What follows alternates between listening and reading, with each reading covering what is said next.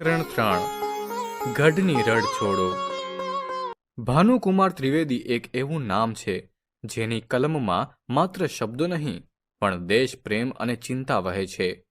તેમના લેખ ગઢની રડ છોડોમાં રાજવી ઇતિહાસની પૃષ્ઠભૂમિ પર એક દેશભક્ત રાજાનું ચિત્રણ કર્યું છે.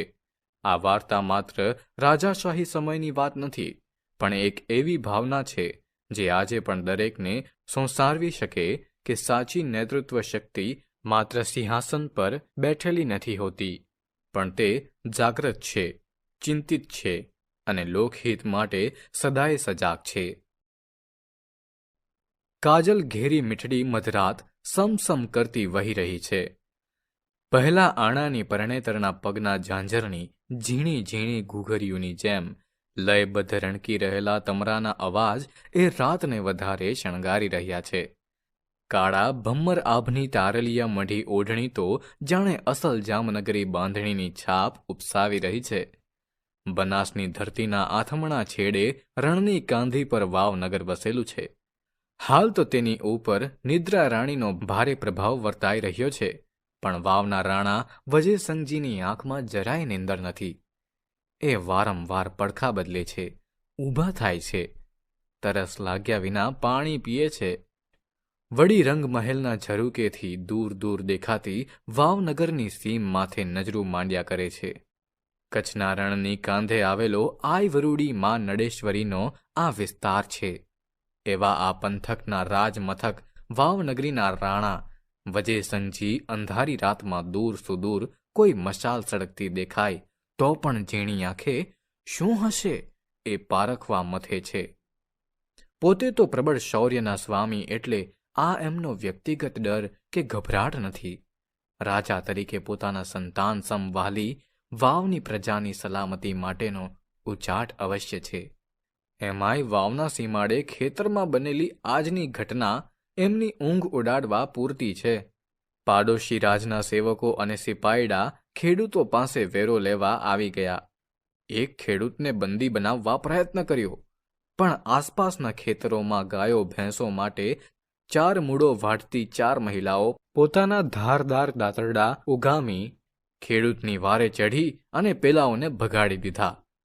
રાણાને ખબર મળી તો કારભારી સાથે ત્યાં પહોંચ્યા.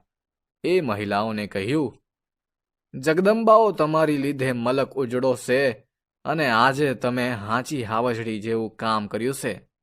કારભારીને કહી આ દેવીઓને સોનાની એક વીંટી પણ અપાવી. પોતાના રાજની પ્રજાની આંખ હુમારીની સાથે સાથે એમના ભાયાતો અને જાગીરદારોએ આપેલો પાકો વિશ્વાસ પણ એમને યાદ છે અને એ વિશ્વાસને સહારે એ ફરી નિંદર ભેળા થાય છે. બીજા દીની સવારે ભગવાન સૂરજનારાયણના કુમળા કિરણ રાજગઢની અટારીઓમાં પ્રવેશ કરે છે. એ પહેલા જ રાણાની નિંદર ઉડી ગઈ હતી. પ્રાતઃકર્મથી પરવારીને મહારાજે ચાકરો મારફતે પોતાના ભાયાતો, જાગીરદારો, સામંતો, ઠાકોરો, દરબારોને ડાયરાનો બોલાવો મોકલ્યો. બપોરના આરામ બાદ ઢળતી બપોરે સૌને બોલાવી લીધા છે. રાજવહીવટ, લોકચર્ચા વગેરે વાતોનો દોર પૂરો થયો ત્યાં તો વાવરાણો આ સઘળા ભરચક દાયરા વચાળે એક વાત મૂકે છે. ભાઈઓ, આપણા વાવના રાજ માથે કોઈ મોટી આફત નથી પણ રાણાની આ પણથી અટકેલી વાત દરેકના કાળજે વાગી હોય તેમ લાગે છે. બધાના કાન સરવા થાય છે એટલે રાણા વાત આગળ વધારે છે.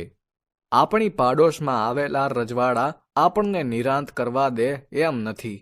રોજ રોજ સીમાડેથી કાંક ને કાંક માઠી વાતો આવતી રહેશે. અમને તમારા બધા ઉપર પૂરો ભરોસો છે.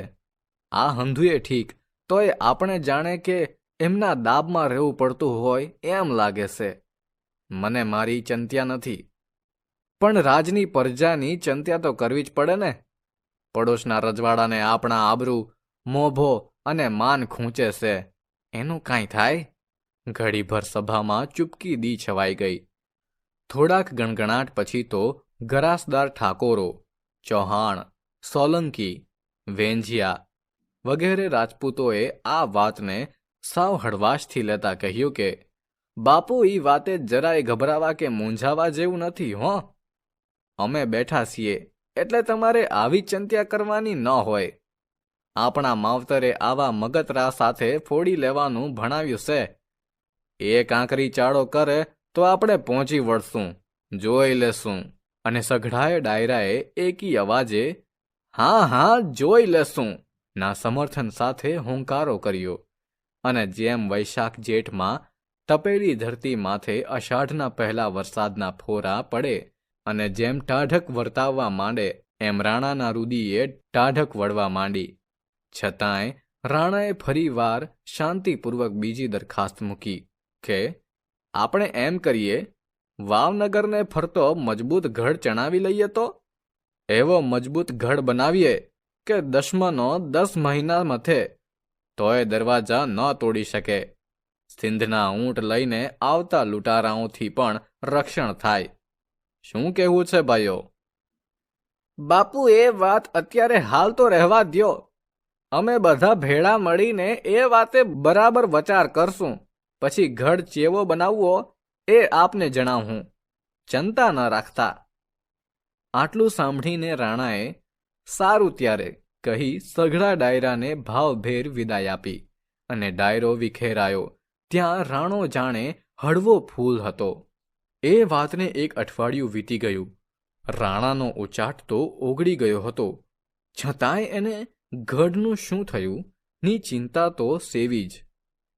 આ વાતની જાણ દરબારીઓને થતાં બધાએ ફરી ભેગા થઈ રાણાને કહેવરાવ્યું કે મહારાજ, આવતી પૂનમે ઢીમામાં શામળિયાનો મેળો ભરાય. એ દિવસે દી આથમતા તમારો ગઢ તૈયાર હશે.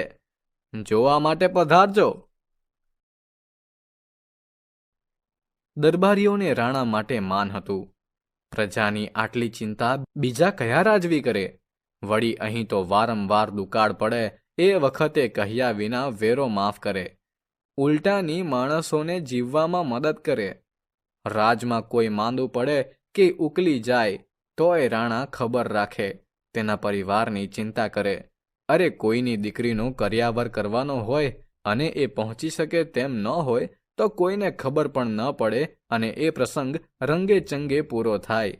આમ છતાંય ક્યાંય રાણાની જયકાર કરવાની મનાઈ હોય, એટલે રાણાનો ઉચાટ દૂર કરવાની જવાબદારી પણ પ્રજા સમજતી હતી.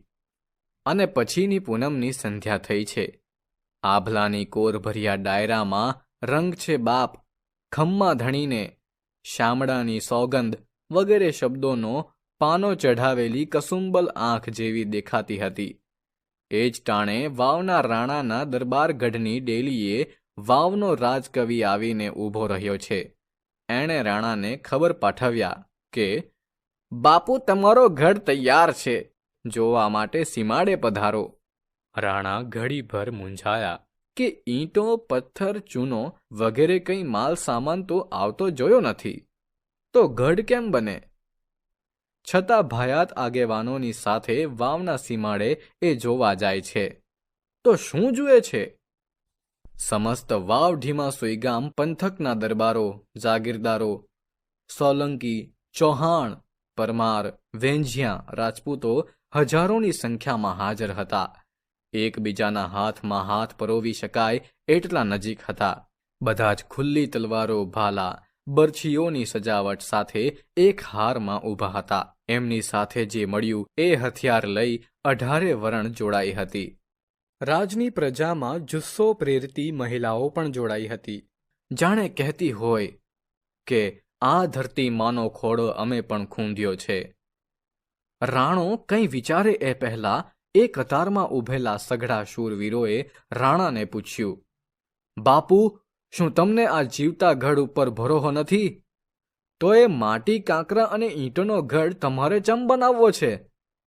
આ કતારમાં રેલો એક એક વીર હો જણને પૂરો પડે તેમ છે.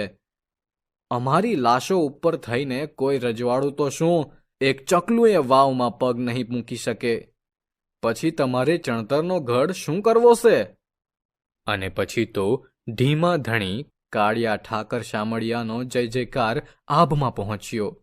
કદાચ આ રણનાદના પડઘા આસપાસમાંય પડ્યા હશે, સીમાડે જઈને પણ અફડાયા હશે. એટલે એ પછી આસપાસના રજવાડાનું ગુમાન તો ઓગળી જ ગયું. આ ખુમારીની વાત સાંભળનારા અટકચાળો કરવાનું ભૂલી જ ગયા.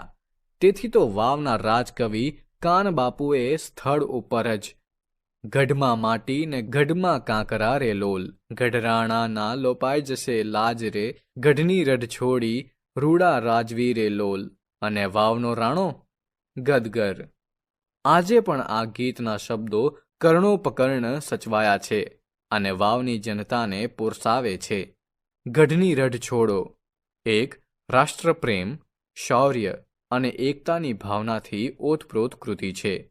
આ વાર્તા વાવના રાણા વજેસંઘજી અને તેમની પ્રજાની જીવંત ગાથા કહે છે, જ્યાં શત્રુ સામે લડવા માટે લોખંડના નહીં પરંતુ લોકોના હૃદયના ગઢ ઊભા થાય છે. વાસ્તવિક ગઢને બદલે લોકો પોતે જ ગઢ બની જાય છે. એ છે વાવની આત્મશક્તિ અને શૌર્યનું પ્રતિબિંબ. ગઢની રઢ છોડો લેખ ભાનુકુમાર ત્રિવેદી દ્વારા લખાયેલું રાષ્ટ્રભક્તિથી ભરપૂર સંવેદનશીલ અને પ્રેરણાત્મક લઘુલેખ છે. આ લેખમાં રાજપદે હોવા છતાં એક સાચા નેતા તરીકે રાણા વજેસંઘજીના નૈતિક વારસાની સુંદર રજૂઆત છે. રાત્રિના શાંત વાતાવરણમાં પ્રજા માટે ચિંતા કરતા રાજાની આંતરિક વ્યથા લેખકે ખૂબ ભાવનાત્મક ભાષામાં દર્શાવી છે. સમગ્ર લેખમાં રાણા અને તેની પ્રજાની વતન પ્રેમભીની લાગણીઓ, એકતા, નિષ્ઠા અને સમાજ માટેની જવાબદારીનો સંદેશ ઝળહળતો જોવા મળે છે.